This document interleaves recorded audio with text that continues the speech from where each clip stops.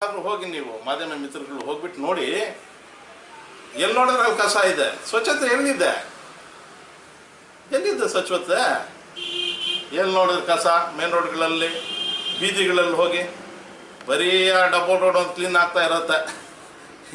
ಅದು ಬಿಟ್ಟರೆ ಬೇರೆ ಯಾವುದು ಕ್ಲೀನ್ ಆಗಲ್ಲ. ಈಗ ಗೋಪ್ಸಂದ್ರ ಕೆರೆಯಲ್ಲಿ ಹೋಗ್ಬಿಟ್ಟು ಒಂದು ವಿಡಿಯೋ ಮಾಡಿ, ಗೋಪ್ಸಂದ್ರ ಕೆರೆದು 3 ವರ್ಷ ಆಯಿತು. ಎಲ್ಲ ಕಲುಷಿತ ನೀರು ಯಾರಿಗೆ ಹೇಳೋದು? ಸಚಿವ್ರಿಗೆ ಹೇಳಿದ್ರು ಕೇಳಿಸ್ಕೊಳ್ತಾ ಇಲ್ಲ, ಇವ್ರಿಗೆ ಹೇಳಿದ್ರು ಏನು ಪ್ರಯೋಜನ ಇಲ್ಲ. ಎಲ್ಲ UJD ನೀರು ಹೋಗ್ಬಿಟ್ಟು ಸೇರ್ಕೊಂಡ್ಬಿಟ್ಟಿದೆ. ಈಗವರೆಗೆ ಎಲ್ಲ ಕೆರೆಗಳು ಕೋಟಿಗಳು ಬರ್ತಾ ಇದೆ. ಆ ಕೋಟಿಗಳು ಬರ್ತಾ ಇದ್ದು ಏನು ಬರ್ತಾ ಇದೆಯೋ ಕೋಟಿಗಳು ಬರ್ತಾ ಇದೆ. ಗೋಪ್ಸಂದ್ರ ಕೆರೆಗೆ ಮಾತ್ರ ಇಲ್ಲ.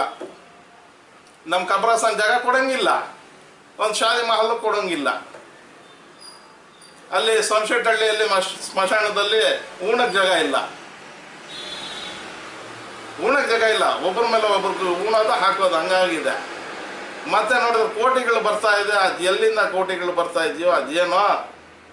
ಗೋಪ್ಸಂದ್ರ ಕೆರೆನೇ ದೊಡ್ಡ ಎಕ್ಸಾಂಪಲ್, ಉದಾಹರಣೆ. ಅದು ನೋಡ್ಕೊಂಡ್ರೆ ಎಲ್ಲರೂ ಗೊತ್ತಾಗ್ಬಿಡತ್ತೆ ಕೋಟಿಗಳು. ನಿಮಗೆಲ್ಲ ಗೊತ್ತಿರೋ ಪ್ರಕಾರ ಏನು ಡಬಲ್ ರೋಡ್ ಕೆಲಸ ಶುರುವಾಗಿ ಎಷ್ಟು ದಿನ ಆಯ್ತು ಸರ್? ಹತ್ರ 1 ವರ್ಷ ಆಗ್ತಾ ಇದೆ. ಜವಾಬ್ದಾರಿ ಯಾರು? ನಮ್ಮ ಕಮಿಷನರ್ ತಾನೇ. ಏನಾಗೋದಲ್ಲಿ ನೋಡಿ ಕೆಲಸ ಆಮೆಗತಿಯಲ್ಲಿ ನಡೀತಾ ಇದೆ ಕೆಲಸ. ಇದ್ದಿದ್ದಂಗೆ ಮೊನ್ನೆ ಸಂಕ್ರಾಂತಿ ಹಬ್ಬ ಇತ್ತು, ಹೋಗ್ಬಿಟ್ಟು ಅಲ್ಲಿ ಇದ್ದಿದ್ದ ಗಾಡಿಗಳೆಲ್ಲ ಸಿಗ್ತಿದ್ದಾರೆ ಇದ್ದಿದ್ದಂಗೆ. ಮತ್ತೆ ಒಳಗಡೆ ಕರ್ಕೊಳ್ತಾರೆ. ಏನಾಗ್ತಾ ಇದೆ?